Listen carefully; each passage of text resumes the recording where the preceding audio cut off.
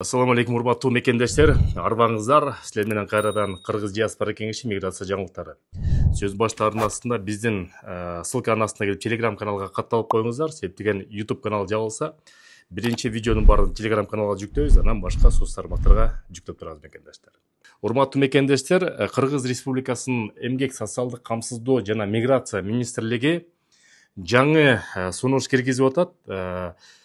Балдарын Кыргызстанга калтырып кетип, четке иштегени кеткен ата-энелерди ар бир баласына $200 айып төлөө боюнча суроо көтөрүп жатат.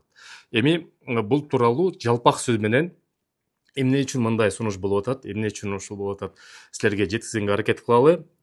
Биринчиден, Кыргыз Республикасында баш аягы 42 миңден ашык кичинекей балдар ата-энеси жок, ата-энеси чет өлкөдө иштеп туруп, ошол бирөөлөрдүн колунда, туугандарынын колунда, чоң ата чоң энелердин колунда чоңоюп аткан экен. Эми бул жалпы балдарга эч кандай тиешеси жок, бул жанагы опекуну жок, то есть жакын тууганы жок. Биринчиден, опекун деген эмне? Опекун деген эгерде ата-энеси бир жака кетсе, же болбосо тилекке каршы каза болуп калса, ошонун ордуна ата-эне болуп, расмий ата-эне болчу адамдарды опекун деп коет. Ошол чет элге кетип аткандан кийин сөзсүз түрдө ар бир баланы бир опекунга табыштап туруп, ошол менин баламды карайт деп туруп документалдуу түрдө калтырып кетиш керек. Ошол эки расмий опекун болуп, буларга эч кандай тиешеси жок. Же чоң ата чоң энесинин колунда өссө, бул дагы эч кандай тиешеси жок. Туугандарына калтырып кетип, же тааныштарына калтырып кетип, көп учурда ошо зордук, зомбулук дагы себепкер болду. Себептеген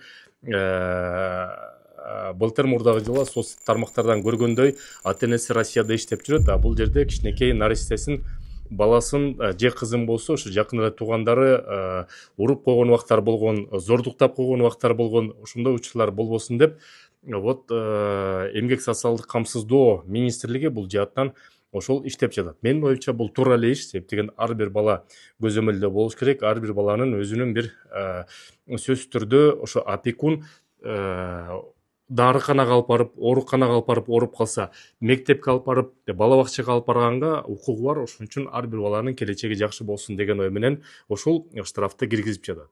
Эгерде бул штраф туура кирип калса, менин оюмча туура эле болот. Ар бир ата-эне өзүнүн баласына аябай ответственно карап туруп, анан кийин баланын дагы психикасы бузулбай, жашынакай өрчүгөнгө келечек курууга жакшы эле көйгөй болмок.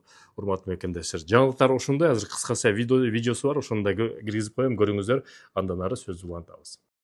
84,5 тысячи. Именно столько детей-мигрантов в Кыргызстане насчитали соцработники после подворовых обходов в начале этого года.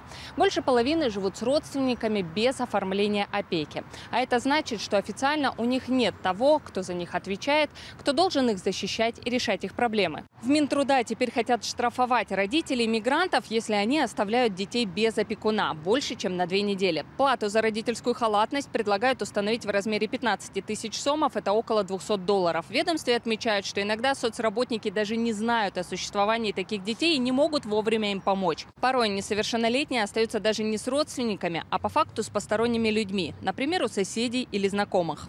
42 648 ребенка находятся у родственников без оформления опеки. Де юре родственники не несут ответственности за дальнейшую жизнь детей. Среди детей трудовых мигрантов выявляются дети, не посещающие общеобразовательные, медицинские учреждения и не получающие гарантированные государством услуги. Порой таким детям требуется психологическая поддержка и помощь.